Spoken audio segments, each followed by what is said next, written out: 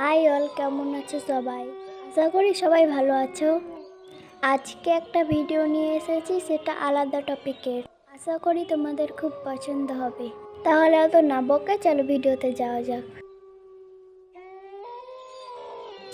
আমি মনীষা। আজকে আমি যে ঘটনাটা বলবো, তখন আমার বয়স ছিল 12 কি 13 এরকম হবে।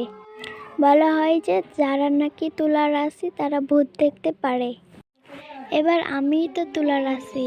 আমার খুব শখ ছিল ভূত দেখার। সেদিন ছিল পূর্ণিমা বা অমাবস্যা, ঠিক খেয়াল নেই। রাত্রে 11:45-এর দিকে সবাই ঘুমিয়ে পড়েছি। মেন রোডের পাশেই আমাদের বাড়ি, অপর পাশে স্কুল মাঠ।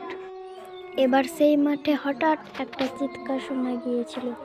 সেটার না মানুষের না পশুর চিৎকার, খুব বীভৎস। তারপর আমরা সবাই মাঠে গিয়েছি। সেদিন সিরিয়াসলি, আমি জানি না তোমরা বিশ্বাস করবে কিনা, কিন্তু স্কুলের দোতলায় কিছু একটা দেখেছিলাম। আমাদের বাড়ির পাশে প্রাইমারি স্কুলটা অনেক পুরনো।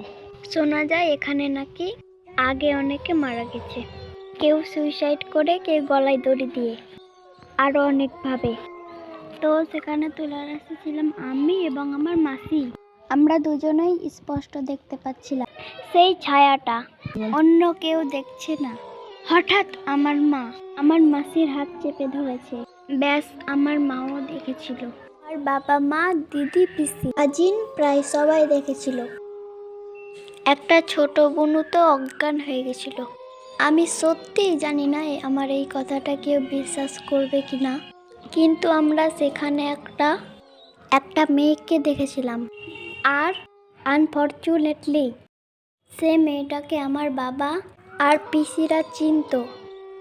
সে নাকি অনেক বছর আগেই মারা গেছে, মানে তাকে স্কুলের পেছনে বাঁশবাগানে মেরে ফেলা হয়েছে রেপ করে।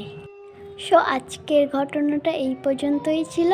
ঘটনাটা কেমন লাগলো কমেন্ট করে জানাবে সবাই। এটা কমেন্ট করেছে আমার একটা কিউট বাটারফ্লাই, তার নাম মনীষা।